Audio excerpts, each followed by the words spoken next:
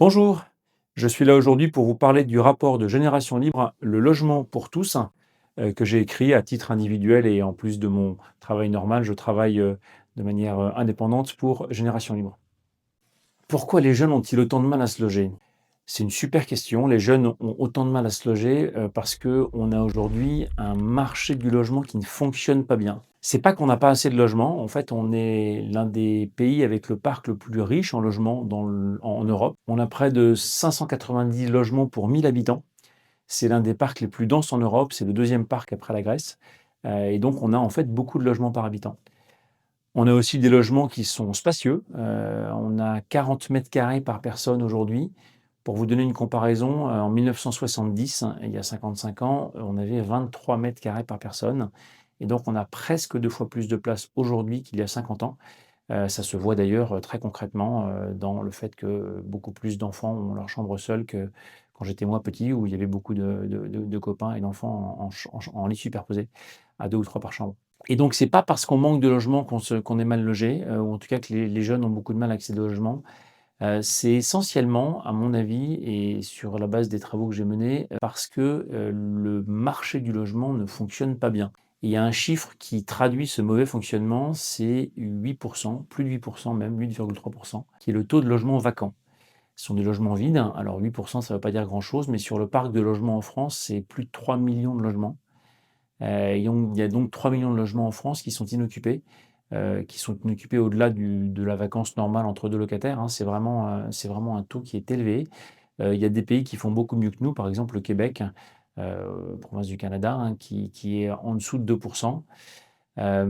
Et on va dire un taux de vacances normal, c'est 3. La différence entre 8 et 3, c'est en France, c'est 2 millions de logements. Autrement dit, si on arrive à faire aussi bien que des pays, enfin ou des provinces comme le Québec, on arrive à remettre sur le marché 2 millions de logements à comparer avec 4 millions de personnes qui sont mal logées et donc vous avez, 4 millions et demi même, vous avez, la possibilité de loger, l'ensemble des personnes mal logées si vous arrivez à remettre sur le marché ces 2 millions de logements. Parfois, on croit que les logements vacants, c'est plutôt à la campagne et dans des zones qui sont peu habitées. En réalité, les principaux départements en termes de logements vacants, c'est d'abord Paris. Il y a plus de 110 000 logements vacants à Paris et ensuite, c'est le Nord, les Bouches-du-Rhône, le Rhône, donc c'est vraiment les grandes métropoles. Aujourd'hui, les logements vacants, en volume, ils sont surtout dans les grandes villes, ils sont surtout là où on a beaucoup besoin de logements pour tous.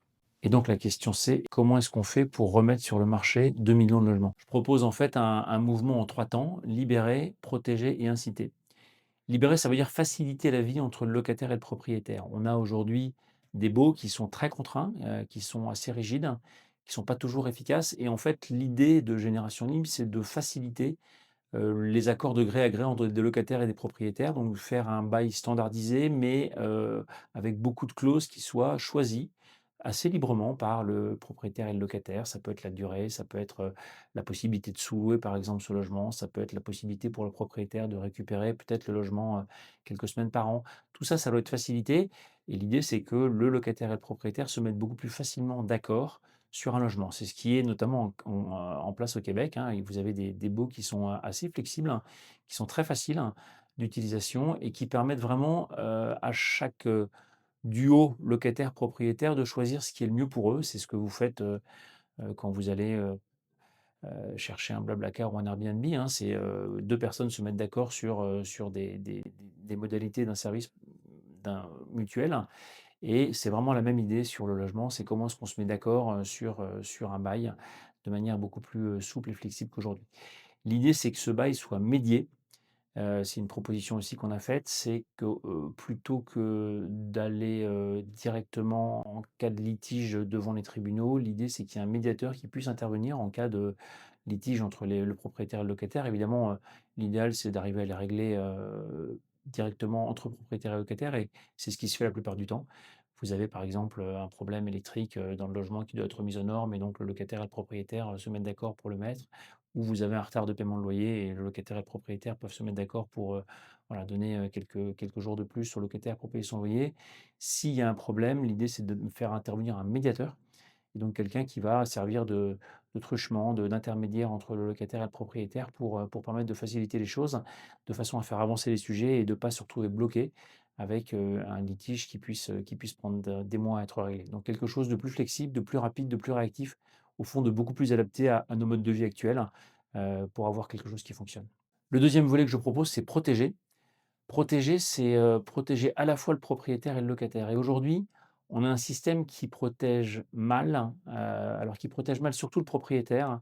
Si vous avez un locataire défaillant qui ne paie pas son loyer, aujourd'hui, c'est le propriétaire qui en subit les conséquences. Ça veut dire qu'en général, il faut assez souvent 18 mois à 2 ans pour régler le problème pour le propriétaire et pour arriver à retrouver le bien. Alors il faut évidemment protéger le locataire, mais il faut aussi protéger le propriétaire et nous, on a une conviction à Génération Libre, c'est que ça n'est pas au propriétaire de supporter la solidarité nationale.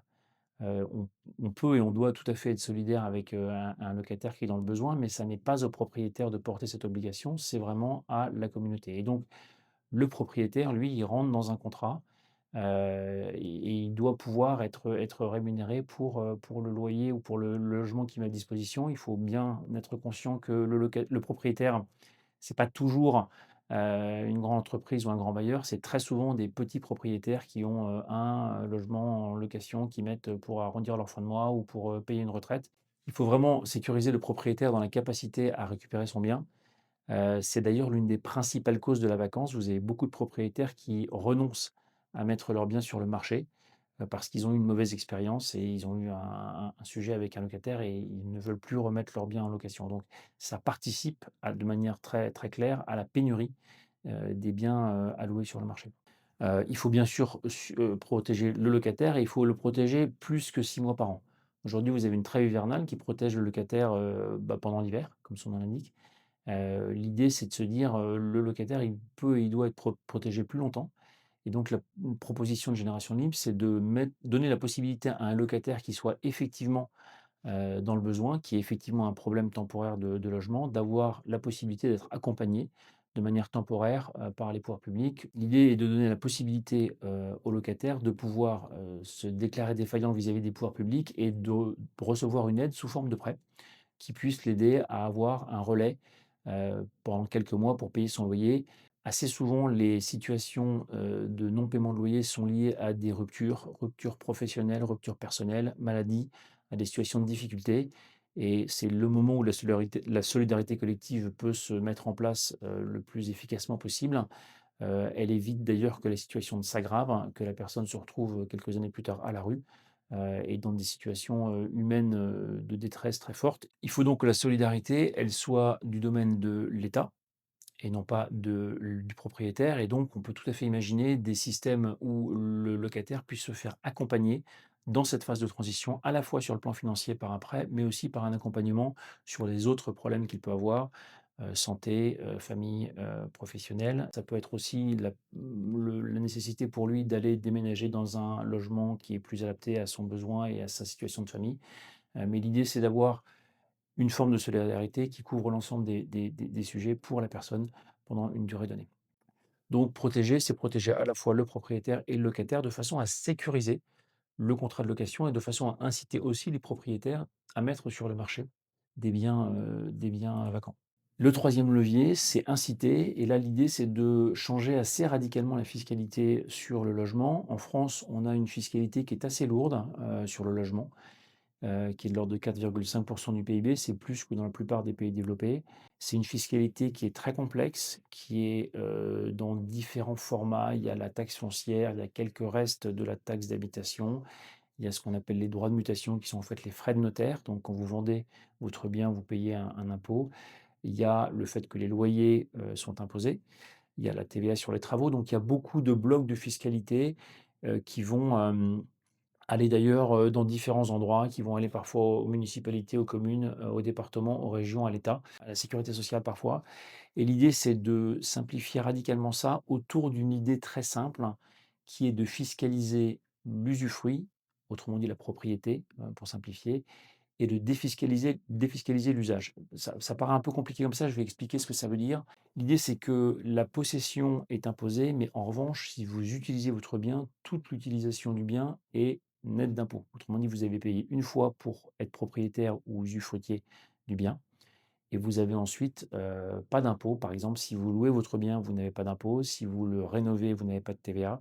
Si vous le vendez, vous n'avez pas de droit de mutation, donc vous n'avez plus du tout d'impôt quand vous utilisez le bien. En revanche, vous allez payer un peu plus cher la taxe foncière, puisque l'idée, c'est d'avoir quelque chose qui soit équilibré économiquement, mais vous n'allez pas payer du tout, si vous utilisez le bien. L'idée, c'est d'inciter les propriétaires à utiliser au maximum leur bien. Ça peut être, en louer une partie du bien, une chambre, ça peut être, le mettre sur le marché, ça peut être le rénover, faire des travaux, l'agrandir. Toute cette partie-là de l'utilisation est défiscalisée. En revanche, on augmente un peu la taxe foncière, donc on finance, on augmente la taxe foncière, on baisse néanmoins la charge fiscale globale en supprimant des aides à la pierre qui sont des aides qui sont assez inutiles et dont, l'efficacité économique est peu démontrée, voire mal démontrée. Donc l'idée, c'est qu'on baisse globalement la fiscalité et surtout on la reporte entièrement sur la propriété et pas du tout sur l'usage. Ça, pour faire ça de manière neutre, il faut aussi avoir une logique de décote ou de baisse d'impôts pour les propriétaires occupants qui seraient pénalisés si on faisait uniquement ça. Et l'idée, c'est d'avoir une sorte de baisse d'impôt de taxe foncière qui est liée au nombre de personnes qui occupent le bien et qui fait qu'en fonction de la taille de la famille, vous allez avoir une baisse de taxe foncière beaucoup plus forte. L'idée, c'est d'avoir quelque chose qui soit à enveloppe budgétaire constante, qui baisse la fiscalité, qui baisse aussi également les aides, à la pierre en face et qui surtout incite, les propriétaires à mettre au maximum leurs biens sur le marché et à faire qu'il y ait une vraie fluidité dans la circulation des biens. Pour résumer, je crois qu'on peut vraiment résoudre, le problème du logement en France en travaillant sur le parc existant de logements et en travaillant sur un marché qui fonctionne beaucoup mieux, qui permette une bien meilleure circulation des biens, qui permette des accords entre les propriétaires et les locataires plus facilement. Et en améliorant ce fonctionnement-là, on va pouvoir réduire largement les difficultés d'accès au logement pour tous, à la fois en accession à la propriété et à la fois à la location. Si cette vidéo vous a plu, n'hésitez pas à la partager.